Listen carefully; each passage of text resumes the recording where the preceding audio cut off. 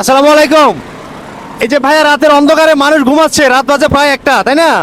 আপনারা রাস্তা পরিষ্কার করছেন, আসলে এই অবদানটা দিনের বেলা দেখা যায় না।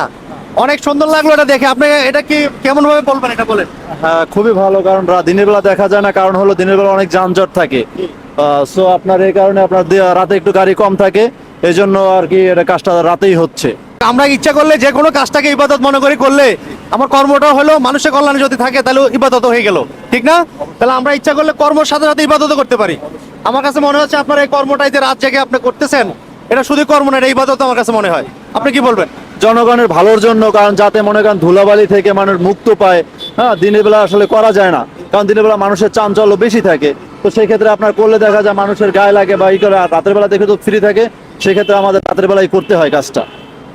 অনেক ধন্যবাদ, অনেক ভালো লাগছে, এবং আপনার সুস্বাস্থ্য এবং দীর্ঘায়ু কামনা করি।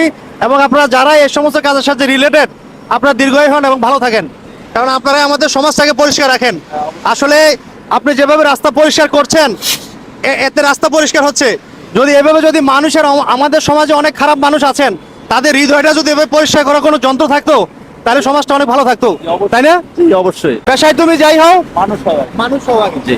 অনেক ধন্যবাদ, স্যালুট। আসসালামু আলাইকুম। হ্যাঁ, জি। আল্লাহ। প্রিয় বন্ধুরা, এরকম অসংখ্য মানুষের অবদান সমাজে আমরা আসলে চোখে দেখতে পাই না। ওনারা অনেক অবদান রাখেন। এই গাড়িটা নিয়ে, এই যে ফ্লাইওভারের উপরে অনেক ধুলা ময়লা, এগুলো মেশিনের সাহায্যে, গাড়ির সাহায্যে পরিষ্কার করে নিয়ে যাচ্ছেন, যেন সকালবেলা আমরা ভালোভাবে চলতে পারি। পেশায় তুমি যাই হও, মানুষ হও আগে। ইচ্ছা করলে প্রত্যেকটা কর্মে আমরা ইবাদত মনে করি করতে পারি। আজ যেতে হবে, তবে আবারও আসবো বিবেকের কোনো না কোনো বিষয় নিয়ে। সেই পর্যন্ত সবাই ভালো থাকবেন। সালাম আলাইকুম।